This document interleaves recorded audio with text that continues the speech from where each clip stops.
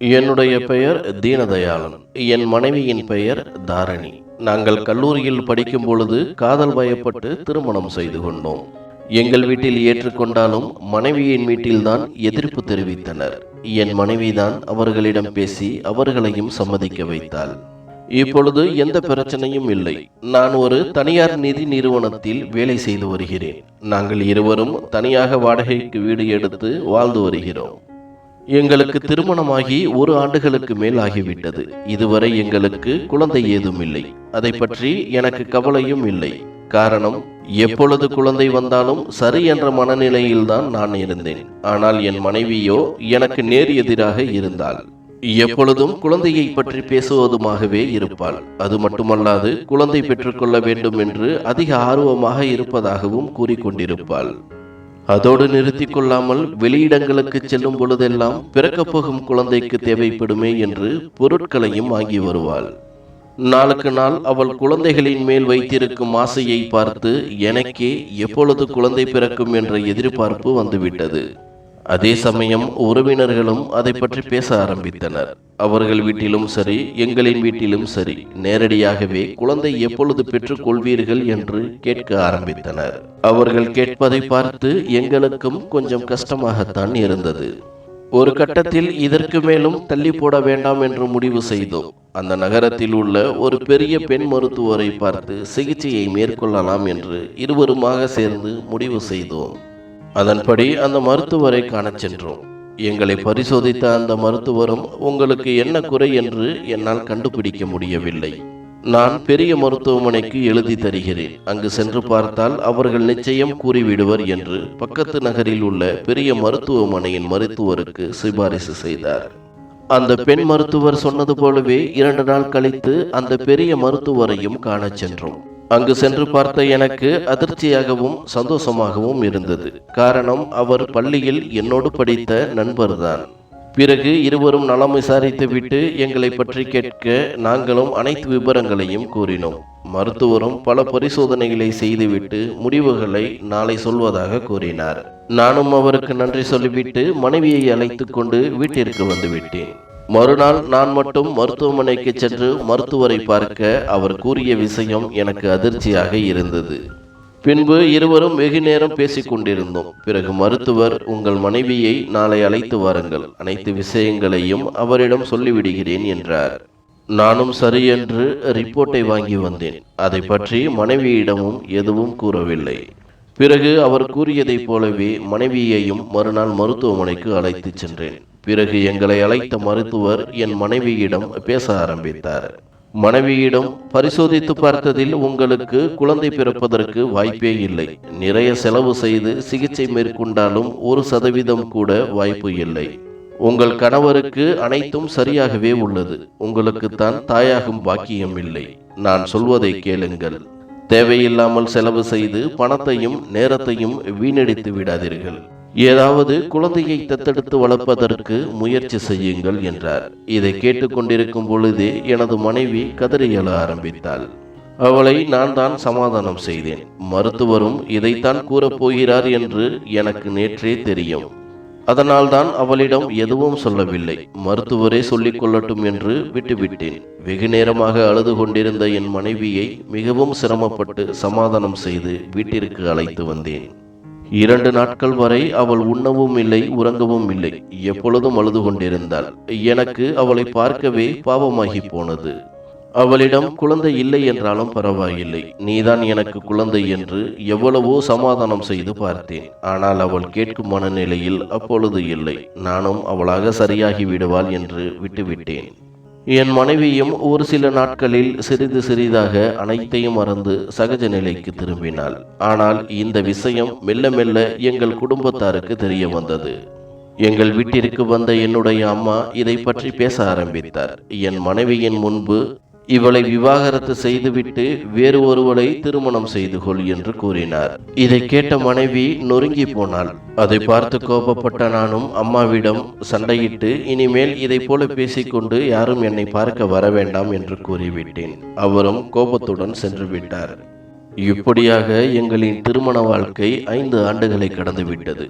இந்த 5 ஆண்டு காலத்தில் குழந்தை வேண்டி சுற்றியுள்ள அனைத்து கோயில்களுக்கும் நேர்த்திக்கடன் வைத்து அதை நிறைவேற்றியும் வந்தாள் மனைவி. ஆனாலும் அதனால் எந்த பயனும் உண்டாகவில்லை. உறவினர்களின் விழாக்களுக்கு செல்வதை கூட நிறுத்தி கொண்டோம். காரணம், அங்கேயும் எனது மனைவியை பற்றி கேள்வி கேட்க ஆரம்பித்தனர். ஒரு கட்டத்தில் நானாக யோசித்து நாம் ஒரு பிள்ளையை தத்தெடுத்துக் கொள்வோம் என்று கூட யோசனை சொன்னேன். ஆனால் என் மனைவி அதை கேட்கவில்லை. எதுவாக இருந்தாலும் நமது சொந்த பிள்ளையைப் போல வராது. எனக்கு இன்னும் நம்பிக்கை உள்ளது. இறைவன் நம்மை கைவிட மாட்டார் என்றாள்.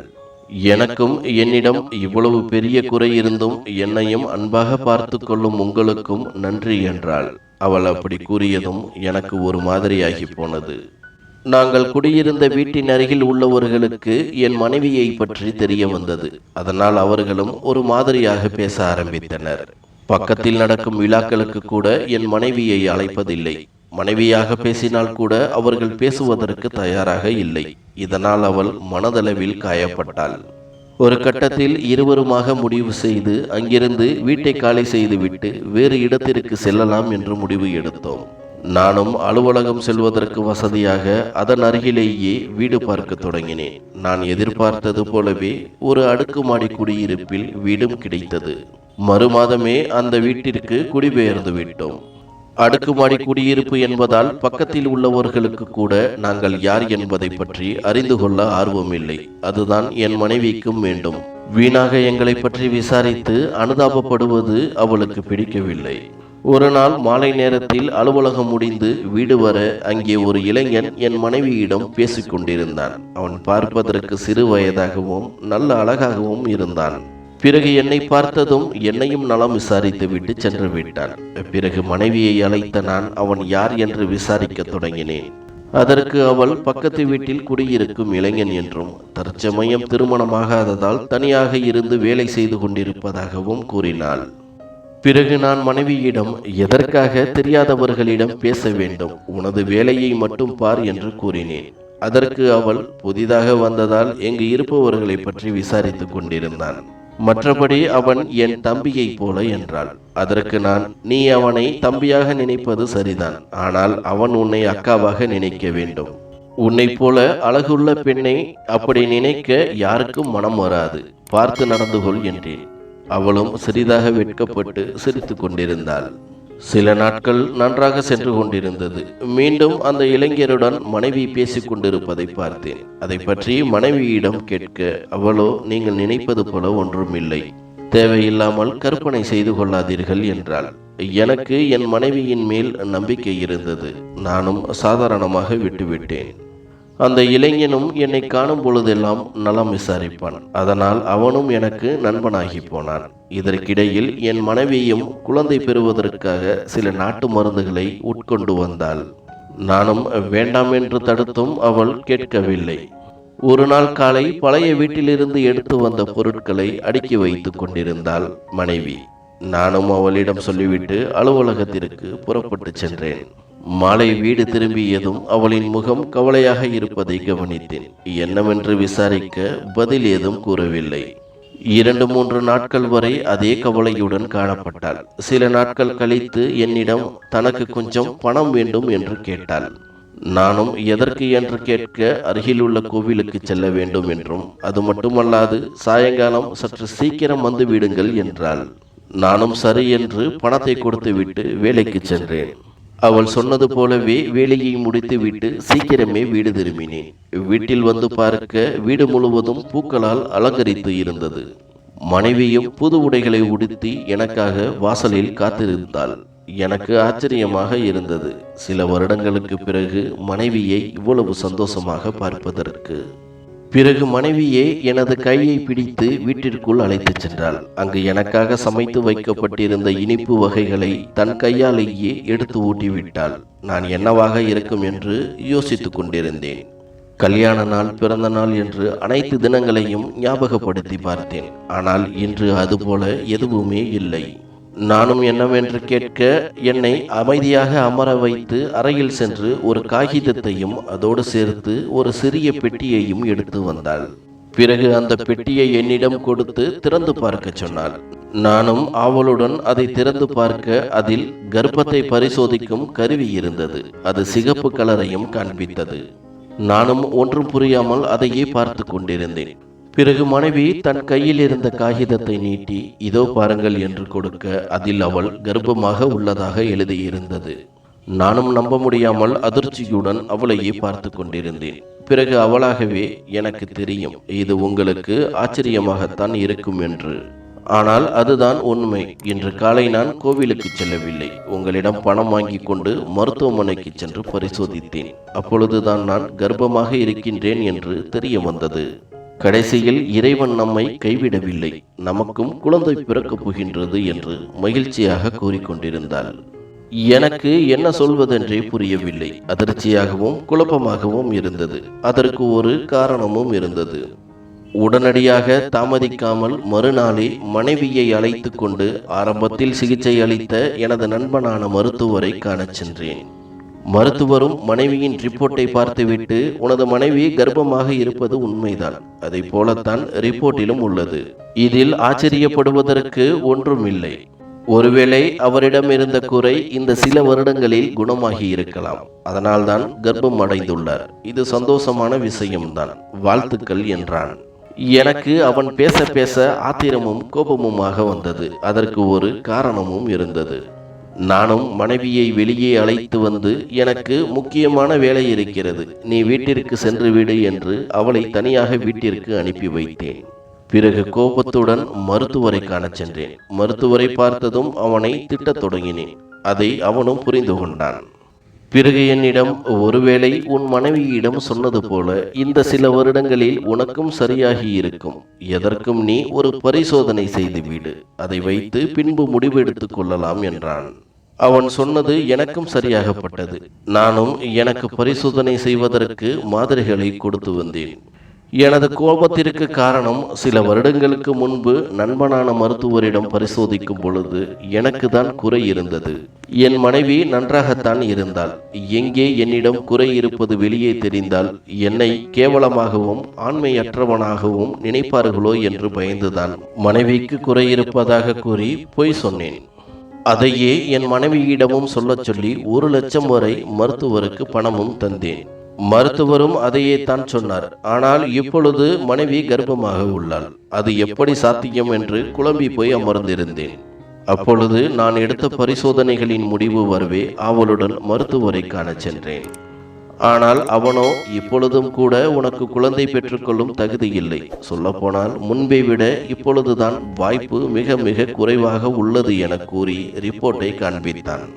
குழம்பி போன நானும் எனது மனைவியின் கர்ப்பத்தை பற்றி விசாரிக்க, அதற்கு அவனும், இது உங்களின் குடும்ப விஷயம், அதில் நான் தலையிட விரும்பவில்லை. எப்படி கர்ப்பமானால் என்று நீயே யோசித்து பார்த்துக்கொள், தயவு செய்து என்னை இதில் மாட்டிவிட்டு விடாதே என்றான். எனக்கும் சற்று சந்தேகமாகவே இருந்தது. எதற்கும் பக்கத்தில் இருக்கும் வேறு மருத்துவமனைக்கு சென்று பரிசோதிக்கலாம் என்று நினைத்து அங்கும் சென்று பரிசோதித்தேன். அதன் முடிவும் நண்பன் சொன்னது போலவே நான் குழந்தை பெற தகுதியற்றவன் என்றுதான் வந்தது. நானும் குழப்பத்துடனேயே வீட்டிற்கு வந்தேன். என் மனைவியோ மிகவும் மகிழ்ச்சியாக காணப்பட்டாள். என்னால் தான் சகஜமாக இருக்க முடியவில்லை. எப்படி நடந்தது என்று யோசித்து யோசித்து குழம்பி போனேன். மனைவியிடம் நான் சந்தோஷமாக இருப்பதாகவும் காட்டிக்கொண்டேன். இது எனக்கு மேலும் கஷ்டமாக இருந்தது. எனக்கு ஒரு விஷயம் மட்டும் தெளிவாக புரிந்தது. அவளின் கர்ப்பத்திற்கு காரணம் நான் இல்லை என்று. எனக்கு அப்பொழுதுதான் ஞாபகம் வந்தது, எப்பொழுதாவது பக்கத்து வீட்டுக்கார இளைஞன் மனைவியுடன் பேசிக் கொண்டிருப்பது. ஒருவேளை நான் பார்க்கும் சமயத்தில் வெளியில் நின்று பேசிக் கொண்டிருப்பவன் நான் இல்லாத போது வீட்டிற்குள் சென்று என்ன செய்திருப்பான் என்று யோசிக்க ஆரம்பித்தேன். அதற்கு வலு சேர்க்கும் விதமாக அன்று கூட மனைவியுடன் சிரித்து பேசிக் கொண்டிருந்தான்.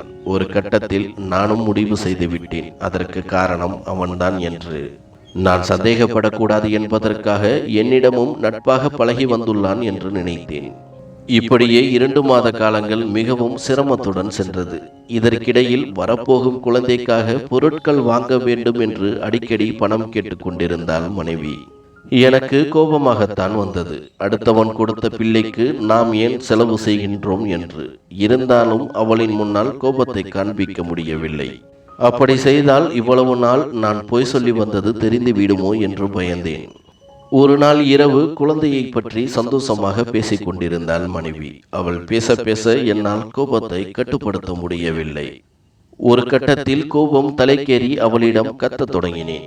இந்த குழந்தை என்னுடையது இல்லை என்று உனக்கும் தெரியும்.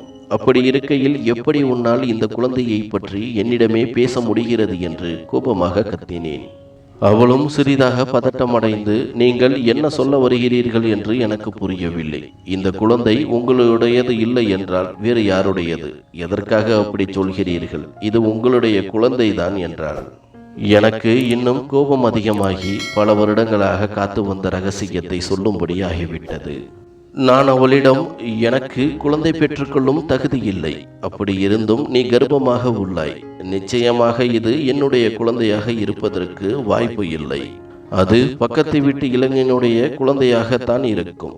எனக்கு முன்பே தெரியும். நீங்கள் இருவரும் சிரித்து பேசிக்கொண்டிருப்பதை பார்க்கும் பொழுது நான் நினைத்தேன், இதை போல ஏதோ தவறாக இருக்கும் என்று. நான் நினைத்தது போலவே நடந்துவிட்டது. மரியாதையாக நீயாக உண்மையை கூறிவிடு என்றேன். இதை கேட்ட மனைவி கோபப்படுவாள் என்றுதான் நினைத்தேன். ஆனால் நான் நினைத்தது போல எதுவுமே நடக்கவில்லை. மாறாக சிரித்து கொண்டே கைகளை தட்டி கொண்டிருந்தாள். பிறகு என்னிடம், உங்களுக்கு குழந்தை பிறக்கும் தகுதி இல்லை என்பது எனக்கு முன்பே தெரியும். எதற்காக என்னிடம் மறைத்தீர்கள் என்று மட்டும் கேட்டாள்.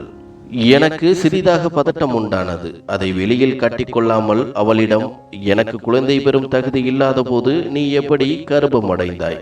அப்படியென்றால் நான் சொன்னது உண்மையாகவே நடந்துள்ளதா என்று கேட்டேன். கோபமாக என் அருகே வந்த மனைவி என்னை ஓங்கி கன்னத்தில் அறைந்து விட்டாள். இதை நானே எதிர்பார்க்கவில்லை. பின்பு தலையை பிடித்து கொண்டு உட்கார்ந்து அழ ஆரம்பித்தாள். நான் கோபத்தில் இருந்தாலும் அவளையே பார்த்து கொண்டிருந்தேன். சில நிமிடங்களுக்கு பிறகு மனைவி பேச ஆரம்பித்தாள். நான் சொன்னது போல கர்ப்பமாக ஒன்றும் இல்லை. அந்த ரிப்போர்ட் அருகில் இருக்கும் மருத்துவமனையில் இருந்து பணம் கொடுத்து வாங்கியது. அன்று ஒரு நாள் பழைய வீட்டிலிருந்து எடுத்து வந்த பொருட்களை அடுக்கி வைக்கும் பொழுது உங்களை பற்றிய ரிப்போர்ட் கிடைத்தது. அதில் நீங்கள் குழந்தை பெற தகுதி இல்லாதவர் என்று எழுதியிருந்தது. அதை வைத்துதான் தெரிந்து கொண்டேன்.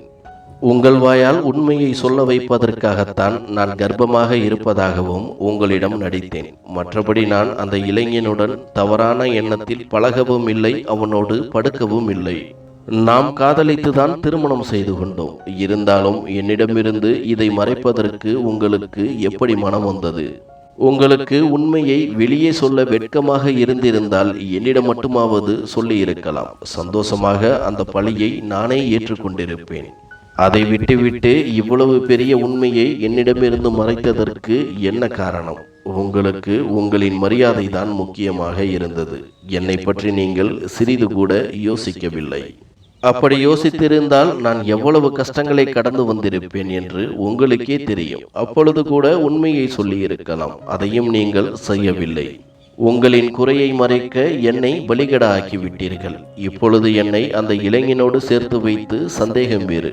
இத்தனை வருடங்கள் உங்களுடன் வாழ்ந்ததையே நான் கேவலமாக நினைக்கின்றேன். இனிமேல் உங்களுடன் நான் வாழ்வதாக இல்லை. இந்த முடிவை சில நாட்களாக நன்றாக யோசித்துதான் முடிவெடுத்துள்ளேன். எனக்கு நிறைய குழந்தைகளை பெற்றுக்கொண்டு சந்தோஷமாக வாழ வேண்டும் என்றுதான் ஆசை. உங்களோடு இருந்தால் அது கண்டிப்பாக நடக்காது. நீங்கள் என்னை துரோகம் செய்வதாக நினைத்தாலும் பரவாயில்லை. இவ்வளவு நாள் நீங்கள் செய்ததை விட நான் ஒன்றும் அதிகமாக செய்துவிடவில்லை. நான் எனது அம்மா வீட்டிற்கு செல்கிறேன். இன்னும் சில தினங்களில் விவாகரத்திற்கான ஏற்பாட்டையும் செய்து விடுவேன். அமைதியாக விவாகரத்து கொடுத்தால் உங்களுக்கு நல்லது.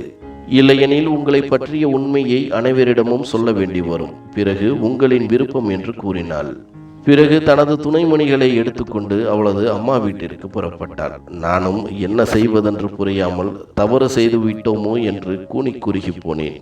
நான் செய்தது மிகப்பெரிய தவறு என்பதையும் புரிந்து கொண்டேன். அவளை தடுப்பதற்கு எவ்வளவோ முயற்சி செய்தேன். ஆனால் அவள் எதையுமே கேட்கவில்லை. சொன்னது போலவே சில தினங்களிலேயே விவாகரத்திற்கான நோட்டீஸ் அனுப்பி வைத்தாள். அதன் பிறகு கூட பலமுறை மன்னிப்பு கேட்டு அவளை சமாதானம் செய்வதற்கு முயற்சி செய்தேன். ஆனால் அவள் எதையும் கேட்பதாக இல்லை. தனது முடிவில் பிடிவாதமாக இருந்தாள். நான் அவளின் கோபத்தையும் ஆசையையும் புரிந்து கொண்டேன். என் மேல் இருந்த தவறையும் புரிந்து கொண்டேன். எனக்கும் வேறு வழி தெரியவில்லை. நானும் அவள் சொன்னது போலவே விவாகரத்து கொடுத்து விட்டேன். சில மாதங்களிலேயே அவளுக்கு வேறொருவரோடு திருமணமாகி இப்பொழுது 2 குழந்தைகளும் ஆகிவிட்டது. அதன் பிறகு நானும் திருமணத்தை பற்றி யோசிக்கவில்லை. ஏனெனில் இன்னொரு பெண்ணின் வாழ்க்கையை கெடுப்பதற்கு நான் விரும்பவில்லை.